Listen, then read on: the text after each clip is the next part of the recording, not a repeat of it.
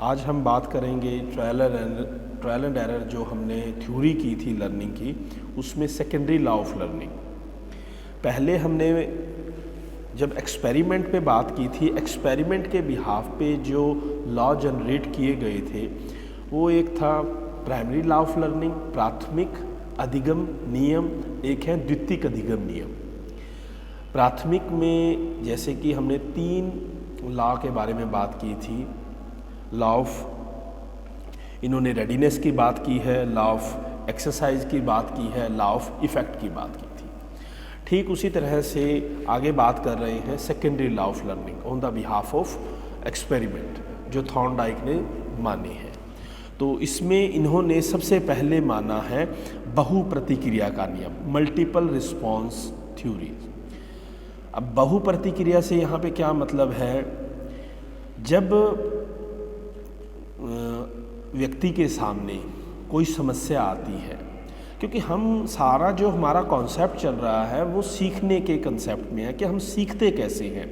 Thorndike ने इसी सीखने के प्रकार को डिफाइन करते हुए अपने हिसाब से ये कहा कि हम प्रयास द्वारा सीखते हैं या अपनी गलतियों में सुधार करके सीखते हैं। तो उसी के आधार पर इन्होंने कुछ नियम बनाने की बात कही है।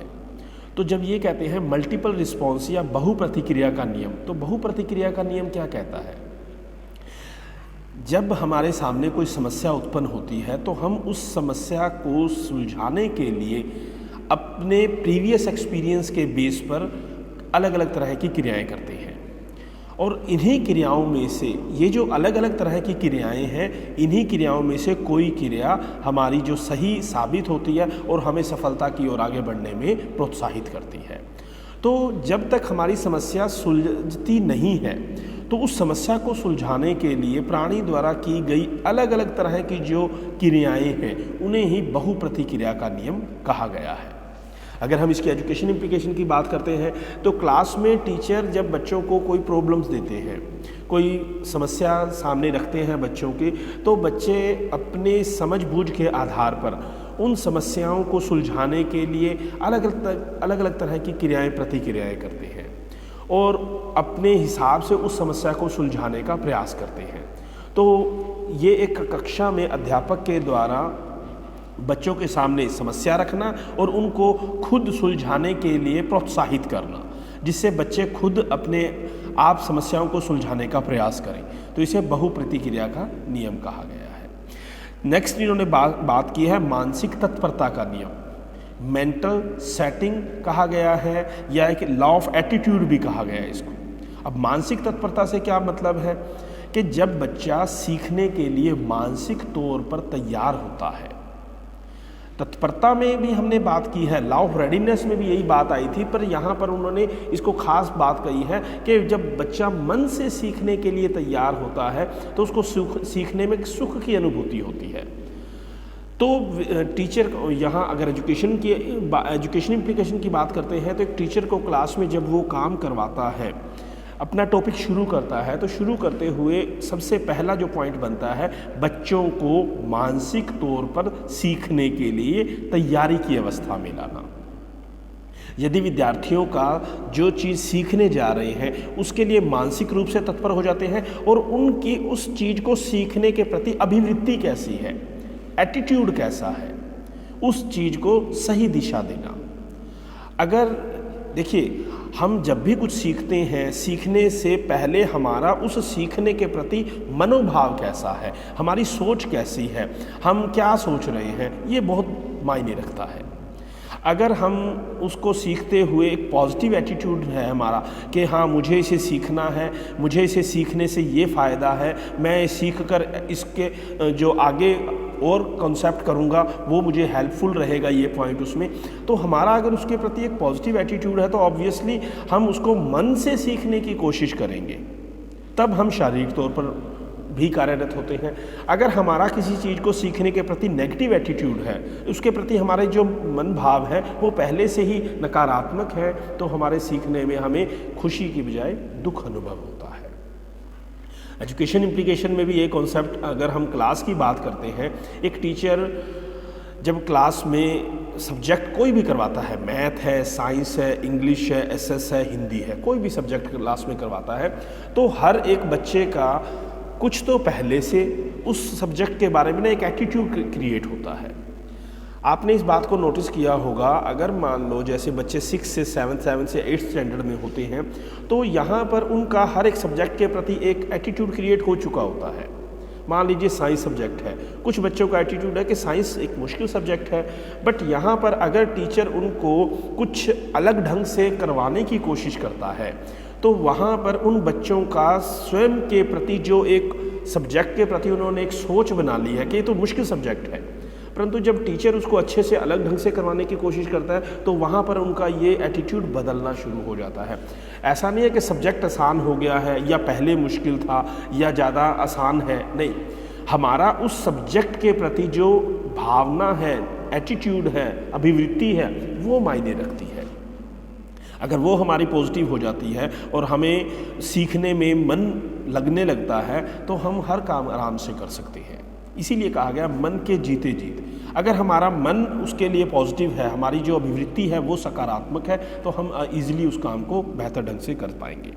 नेक्स्ट बात करते हैं आंशिक क्रिया का नियम। पार्शियल एक्टिविटी कह सकते हैं इसको, या आंशिक क्रिया का नियम कह सकते हैं कि जब हम किसी समस्या को सुलझाने के प्रयास करते हैं, तो उसमें क्रियाएं प्रतिक्रियाएं बहुत सी की जाती हैं।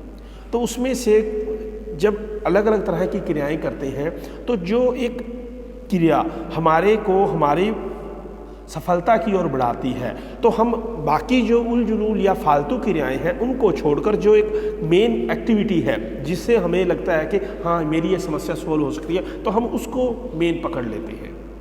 तो उसमें उस समस्या के उस आंशिक क्रिया के आधार पर उस समस्या को सोल्व करने के लिए उस क्रिया को बार बार दोहराना और उसको अपने व्यवहार में उतारने की बात करते हैं।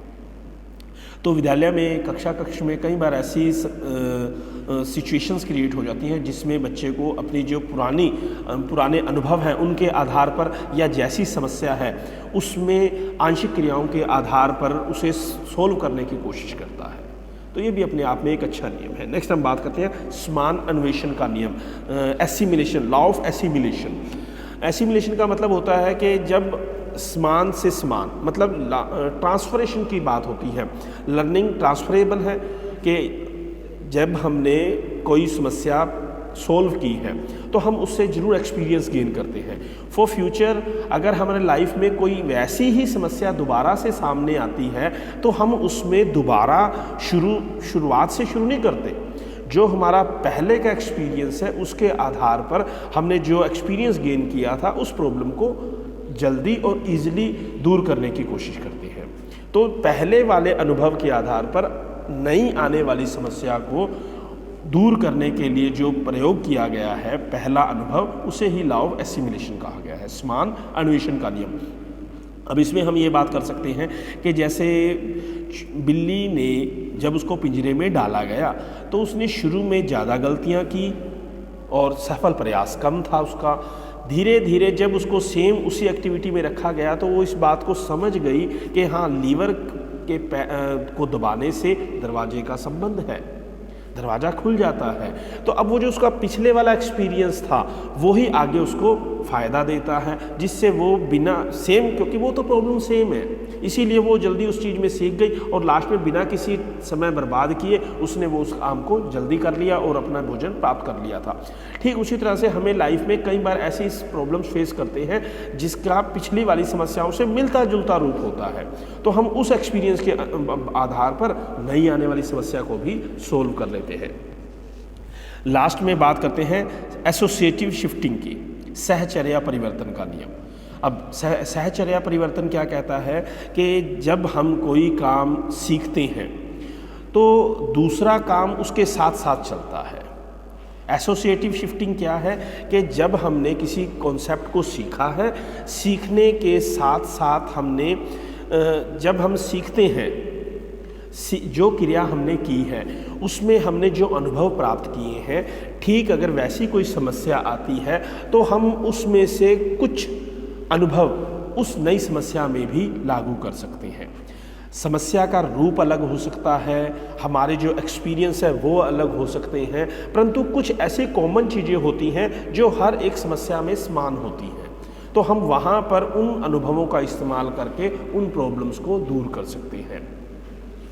तो अगर क्लासरूम की बात करते हैं तो हर एक सब्जेक्ट की अलग नेचर है, हर एक सब्जेक्ट में हम अलग अलग तरह के एक्सपीरियंस गेन करते हैं, पर कुछ ऐसी कॉमन बातें होती हैं जिनसे हम एक सब्जेक्ट से दूसरे सब्जेक्ट में बेनिफिट ले सकते हैं। एक व्यक्ति, मान लीजिए एक बच्चा पढ़ने में होशियार है, एक सब्जेक्ट में है, तो उसी का प्रभाव उसको दूसरे में भी पॉजिटिवली मिलेगा। तो यही एक एसोसिएटिव शिफ्टिंग क्या है कि एक से दूसरे पर होने वाला, मतलब सेम टू सेम इफेक्ट पड़ना। यहाँ पे हम नेक्स्ट बात करते हैं, ये कुछ इन्होंने सेकेंडरी लॉ ऑफ लर्निंग के बारे में बात की थी थॉर्नडाइक ने। मेनली इनके पहले 3 लॉ हैं, पर अगर हमारे पास एग्ज़ाम में 16 मार्क्स के लिए क्वेश्चन आता है तो उसमें हम इन दोनों के बारे में बात करेंगे। कई बार मैं आपको ये बात क्लियर कर देता हूँ, कई बार विद्यार्थी क्या करते हैं एग्ज़ाम में, इसको करते हुए आधे से ज़्यादा टाइम वो जो चार्ट है, पिक्चर है, पिंजरे को बनाना, उसमें बिल्ली को बनाना और आलतू फालतू क्रियाओं में लगा देते हैं। आप उस पर कम टाइम लगाकर ज़्यादा टाइम प्रयोग पर मत लगाएं। मेनली जो बात कही गई है, मीनिंग क्या है, मीनिंग के बाद उसकी करैक्टरिस्टिक्स क्या है, एक्सपेरिमेंट क्या है, एक्सपेरिमेंट में मेन चीज़ों को अंडरलाइन कीजिए, जो अभिप्रेरणा से संबंधित है या उसकी जो भूख है, फिर उसने जो प्राप्त किया, क्रिया प्रतिक्रिया क्या है, उनको अंडरलाइन कीजिए। नेक्स्ट हम बात करें लॉ ऑफ लर्निंग क्या है, उसको अंडरलाइन कीजिए। मेन जो 3 लॉ हैं उनके बारे में बात करो, उसके बाद जो सेकेंडरी लॉ है उनके बारे में बात करें। और जैसे एक एक पॉइंट आप कर रहे हो, उसके साथ जैसे एजुकेशन इम्प्लीकेशन की है, आप वहाँ पर एक एक लाइन छोड़ के उसकी एजुकेशन इम्प्लीकेशन के बारे में बात कर सकते हैं। नहीं तो इनको लॉ को एक्सप्लेन करने के बाद लास्ट में इसके जो एजुकेशन इम्प्लीकेशन है आप उसके बारे में बता सकते हो। और लास्ट में इसका कॉन्सेप्ट बचता है क्रिटिसिज्म का। तो क्रिटिसिज्म से हमारा मतलब क्या है कि जब थॉर्नडाइक ने अपनी इस थ्योरी को पब्लिश करवाया दिया, उसके बाद जो व्यवहारवादी हैं, बिहेवियरलिस्टिक साइकोलॉजिस्ट थे और गेस्टाल्टवादी, उन्होंने मिलकर इसकी कुछ आलोचना की, इसको क्रिटिसाइज़ किया। तो उन्होंने जो क्रिटिसाइज़ के लिए कुछ पॉइंट रखे, उनके आधार पर ये बात थी कि जो इन्होंने बात कही है, प्रयास द्वारा सीखना या गलतियों से सीखना, सुख दुख का या ऐसा थ्योरी है ये, जो इन्होंने किसी तरह की मानसिकता की बात नहीं की। इन्होंने सिर्फ ये कहा है कि जैसे ही व्यक्ति के सामने समस्या रखी जाती है, इंसान बिना सोचे समझे उसमें क्रियाएं प्रतिक्रियाएं करना शुरू कर देता है, और बाई चांस उसको एक जो क्रिया है वो सही हो जाती है, जो उसको उसकी सफलता की तरफ आगे बढ़ाती है, और बाकी जो गलतियां हैं उनको छोड़ता चला जाता है, और जो सही क्रिया है उसको आगे दोहराता चला जाता है। तो जब इन्होंने इस चीज़ को क्रिटिसाइज़ किया तो इन्होंने कहा कि जो इंसान है, व्यक्ति है, वो बुद्धिजीवी है। जब उसके सामने कोई समस्या आती है वो पहले उस पर विचार करता है, उसके बाद क्रिया प्रतिक्रिया करनी शुरू करता है। तो यहीं पर उन्होंने कुछ पॉइंटों के आधार पर इसको क्रिटिसाइज़ करने की कोशिश की है। सबसे पहले उन्होंने कहा कि व्यर्थ के प्रयत्नों पर बल, कि इसमें जो बात कही गई है उसमें मतलब इसको काफ़ी ज़्यादा बड़ा बना दिया है, एक काफ़ी मतलब यूँ कहें कि इसमें अलग अलग तरह की बातें, व्यर्थ के प्रयत्न हैं। जैसे मान लीजिए उन्होंने बिल्ली पर प्रयोग किया, बिल्ली को बंद किया गया, उसने काफ़ी देर उलझुल प्रयत्न करती रही, बाद में बाई चांस उसका जो पैर लीवर पर पड़ा उसका खुलना और फिर भोजन को प्राप्त करना। तो कहते हैं ये जो सारे प्रयास हैं ये व्यर्थ के प्रयास हैं। ऐसा भी हो सकता है कि जब व्यक्ति के सामने समस्या रखी जाए, हो सकता है कि वो पहली या दूसरी बार में उस समस्या को सॉल्यूशन करके बाहर आ जाए, तो ये डिपेंड करता है। तो इन्होंने इसको व्यर्थ के प्रयत्नों पर अधिक बल की बात कही। दूसरा इन्होंने कहा यांत्रिकता पर बल। इन्होंने कहा कि थॉर्नडाइक ने इसको ना मैकेनिकल बना दिया है, जो सीखना है वो इसमें यांत्रिकरण किया हुआ है, उसमें मानसिकता की बात नहीं कही, व्यक्ति के मन मस्तिष्क की बात नहीं कही। इन्होंने सिर्फ एक यांत्रिक तौर पर सीखने की बात कही है, जबकि व्यक्ति बुद्धिजीवी है, वो अपने मन से उस समस्या का चिंतन कर सकता है और उससे निकलने के लिए सॉल्यूशन ढूंढ सकता है। दूसरा इन्होंने इस बात पे इसको क्रिटिसाइज़ किया है। तीसरा इन्होंने कहा रटने पर अधिक बल दिया है। रटने की बात यहाँ पे आती है कि इन्होंने एक जो क्रिया है उसको बार बार दोहराने की बात कही है। इन्होंने कहा था सीखना संबंध पैदा करता है, कि जब क्रिया को बार बार दोहराया जाएगा तो स्टिमुलस और रिस्पॉन्स, इन दोनों में क्रिया जब बार बार होगी तो संबंध गहरा स्थापित हो जाएगा और व्यक्ति उस क्रिया को करना सीख जाएगा। तो इन्होंने कहा कि इसने रट्टे पर ज़्यादा बल दिया है बजाय उसको मन से या मस्तिष्क से समझने पर कम बात कही है। और लास्ट में इन्होंने कहा है आंतरिक दृष्टिकोण को कोई महत्व नहीं दिया। जो कोहलर है, कोहलर ने जो आगे थ्योरी दी है वो अंतर्दृष्टि द्वारा सीखने की बात की है, इनसाइटफुल लर्निंग की बात की है। तो यहाँ पे जब वो बात कर रहे हैं तो इन्होंने कहा है कि इन्होंने इसको केवल बाहरी तौर पर सीखने और समझने की बात कही है, रटने पर बल दिया है, कोई अंतर्दृष्टि की बात नहीं की। तो इसमें बिहेवियरिस्टिक ने, गेस्टाल्ट ने इसकी आलोचना की, फिर आगे चल के उन्होंने अपने अलग अलग सिद्धांत भी कायम किए, परंतु कुछ आलोचना होने के बावजूद भी ये थ्योरी अपने आप में काफ़ी अच्छी है, इम्पोर्टेंट है, जिसको आज भी यूज़ किया जाता है। एक टीचर के द्वारा अपने कक्षा में अलग अलग तरह की समस्याओं को सुलझाने के लिए इनका प्रयोग किया जाता है। तो आज का जो हमारा कॉन्सेप्ट है मैं यही कंप्लीट करता हूँ। यहाँ पे जो थ्योरी है लंबी ज़रूर है बट वो समझने लायक है, जिसको आप समझ के सीख सकते हैं। ठीक उसी तरह से आगे दो थ्योरियाँ और हैं, ये कनेक्शनिज्म थ्योरी थी, आगे हम बात करेंगे कनेक्शनिज्म के बाद कंडीशनिज्म थ्योरी। कंडीशनिज्म में दो थ्योरियाँ होगी, उसके बारे में नेक्स्ट वीडियो में हम बात करेंगे। ओके।